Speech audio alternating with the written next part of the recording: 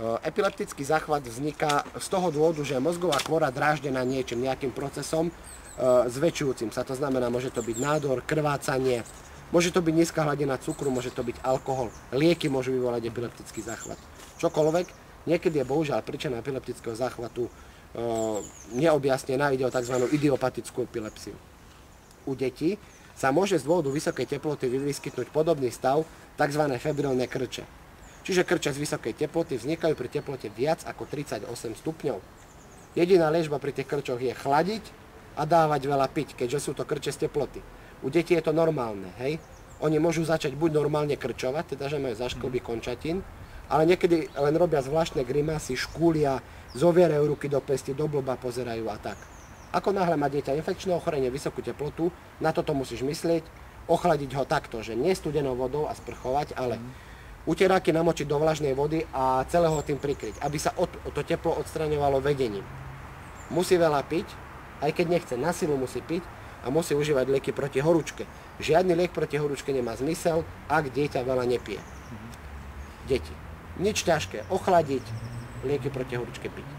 Dospelí. Už to nie sú krče z teploty, ale už je to epilepsia alebo nejaký epileptiformný krč. Väčšinou teda krče môžu byť malého a veľkého rozsahu, tzv. Petit mal alebo grand mal. Pri petit mal niekedy človek zvykne mať len zášklby končatiny, proste zapozerá sa do blba na minútku. Včera som to videl v električke. No. Rukou podhazoval takto. Nemusela to byť práve tá petit mal epilepsia. Neškubením celým. Najčastejší záchvat, ale ktorý vy môžete vidieť, je grand mal, kedy dochádza k veľkým tonicko-klonickým krčom a človek sebou hádže. Jediné riziko, ktoré môže vzniknúť pri epilepsii, je poranenie hlavy so závažným otrasom mozgu. Tým, ako epileptik padá, má najčastejšie rozbitú hlavu. Ešte raz, upchatie dýchacích ciest jazykom nehrozí, keďže ide o krčovitý stav a jazyk vtedy nezapadá. Príznaky epilepsie sú zdrvujúce, hej.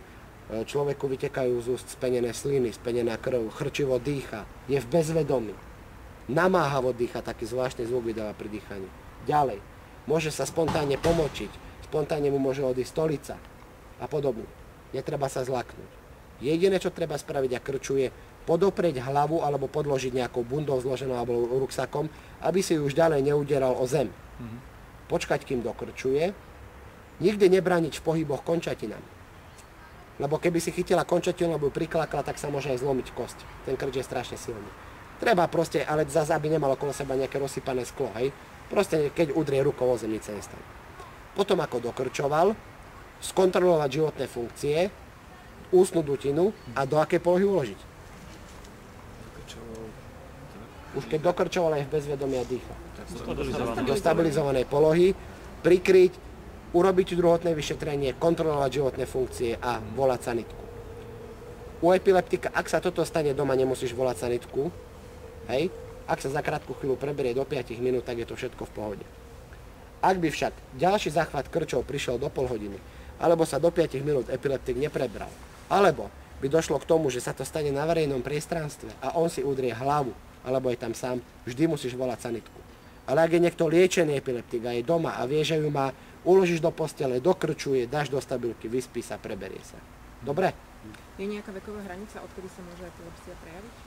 Veková hranica, není, u kohokoľvek sa môže. Dieťa napríklad môže? Ale to nie je epilepsia. To je ešte ťažko rozlíšiť. No. Závisí, vieš, ťažko povedať. Treba urobiť neurologické vyšetrenie, až potom sa môže stanoviť. Každý jeden záchvat krčov, ktorý sa objaví prvýkrát, musí ísť na vyšetrenie do nemocnice na neurológiu, až tam sa dá vylúčiť, či to neboli krče z teploty, z infekčného ochorenia, či tam nie je nejaký nádor a podobne. Alebo je to tá pravá epilepsia neznámeho pôvodu, tá idiopatická. Tak to ťažko o tom polemizovať. Môže sa.